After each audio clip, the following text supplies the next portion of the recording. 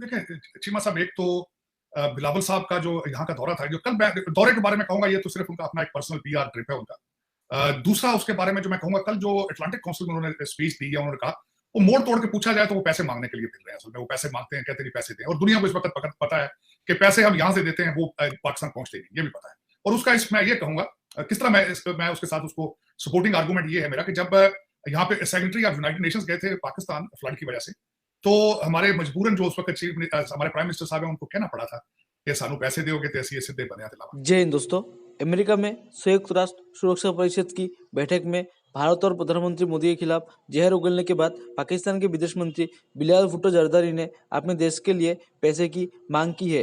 बिलावल भुट्टो ने अगले महीने होने वाले संयुक्त राष्ट्र सम्मेलन से पहले धन जुटाने के लिए दुनिया से आग्रह किया है ताकि पाकिस्तान में आई विनाशकारी बाढ़ से उबरने में मदद मिल सके। दरअसल इस समय पाकिस्तान भयंकर आर्थिक संकट का सामना कर रहा है क्योंकि पाकिस्तान के पास एक महीने के आयात डॉलर के बदले कमजोर पाकिस्तानी रुपया और अंतर्राष्ट्रीय मुद्रा कोष का समय पर लोन ना चुका पाने की चुनौतियों से गुजर रहा है। अब हालात ये है कि अब आप पैसे मांगते हैं, लोग आगे से हंसते हैं। वो कहते हैं पहले पैसे हैं, वो सारे लंदन पड़े हैं और अमेरिका पड़े हैं, तो मजीद पैसे क्यों मांग रहे हैं?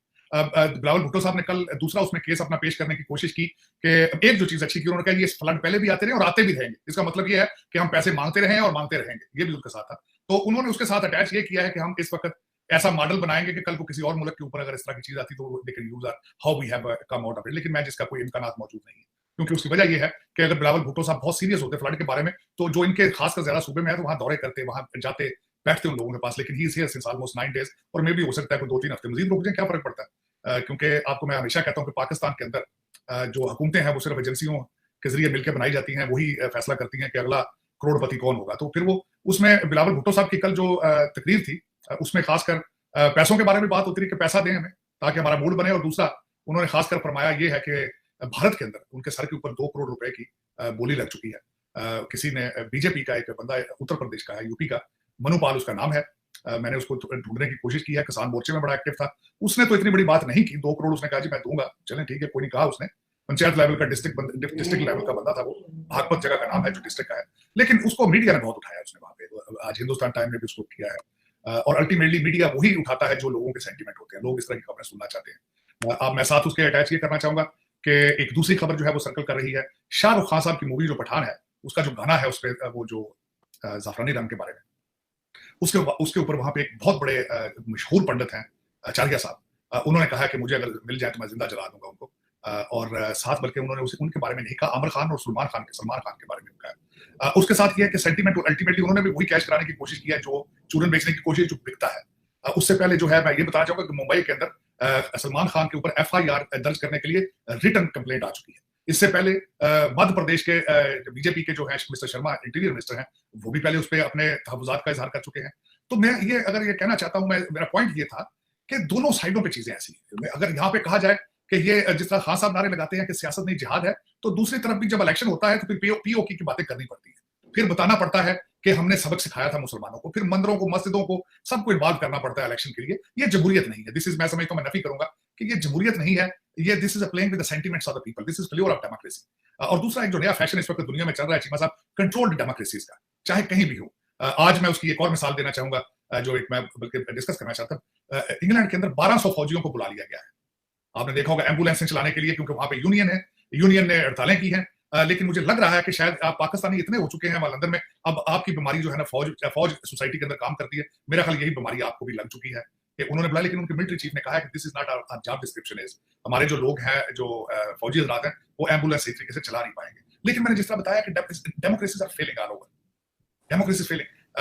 यहाँ पे जिस तरीके से सबसे बड़ा चैलेंज सोशल मीडिया का, फिर जो सहाफत नहीं रही है, वो इंडस्ट्री बन चुकी है। अब वो जो है कारपोरेशन चलाती हैं, वो लोगों के माइंड बनाती हैं। जो करप्ट बिजनेसमैन है, वो मीडिया चैनल्स ले लेते हैं, उनको खामोश करा दिया जाता है, या अपनी मर्जी, जिस तरह एनडीटीवी या अंबानी साहब ले रहे हैं, एक आध चैनल जो बोलता है उसको ले लिया जाता है। पाकिस्तान में तो खैर डिवाइडेड है चैनल, अमेरिका के अंदर भी डिवाइडेड है, लेकिन जो एक आध आवाज उठती भी है उसको भी फौरन खरीदने की कोशिश की जाती है।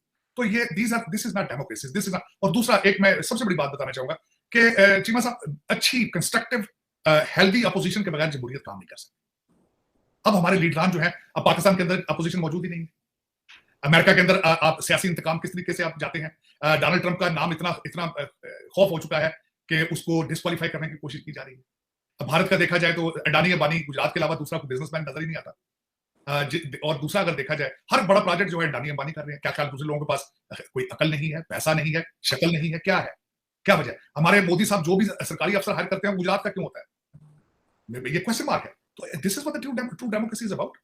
तो ये सारी चीज हमें इंप्रूवमेंट की जरूरत है। यहाँ पे ये जो आज मैं बल्कि एक और चीज मेंशन करना चाहूंगा। कल यही एआरवाई के हमारे जो थे जहांगीर अपना जो रिप्रेजेंटेटिव थे जहाजेब अली, उन्होंने क्वेश्चन किया नेट प्राइस को। उन्होंने भी कह दिया कि हम आर्बिट्रेशन करने के लिए तैयार हैं and we are concerned about the war of the words. लेकिन देखें, मैं अगर डॉक्टर जयशंकर साहब का बहुत बड़ा कर्काट है, पेशा कोई शक नहीं। बिलावल भुट्टो साहब भी ऑक्सफोर्ड ग्रेजुएट है, लेकिन दोनों लीडरान ने कोई माजी मुस्तकबिल के लिए रोड मैप देने की कोशिश नहीं की। उन्होंने ये बताने की कोशिश नहीं की कि हम how we will move forward. अगर देखा जाए तो उसामा बिन लादेन कोई नई बात नहीं थी, दुनिया को पता है। बुचर ऑफ गुजरात कोई नई बात नहीं थी, पुरानी बात है, सबको पता है। भाई मैं समझता हूं अकलमंदी का तकाजा ये होता कि बताते कि what is the way forward. बड़ी खूबसूरती के साथ डॉक्टर जयशंकर लफ्ज इस्तेमाल करते हैं, बायलैटरल। यहां पे आके बायलैटरल क्यों रुक जाती चीज? यहां पे स्टैंडर्ड क्यों रुक जाते हैं? देखिए अल्टीमेटली आपने कोई ना कोई हल तो निकालना है इसका। कुछ ना कुछ तो आपको करना पड़ेगा टू मूव फॉरवर्ड। वो किस तरह होगा? देखिए ना, उसामा बिन लादेन को नई बात थी। देखिए आप अमेरिकनों को नहीं पता कि उसामा बिन लादेन क्या चीज, आपने यहाँ आके बात की, इन्होंने तो मारा था जाके वहां।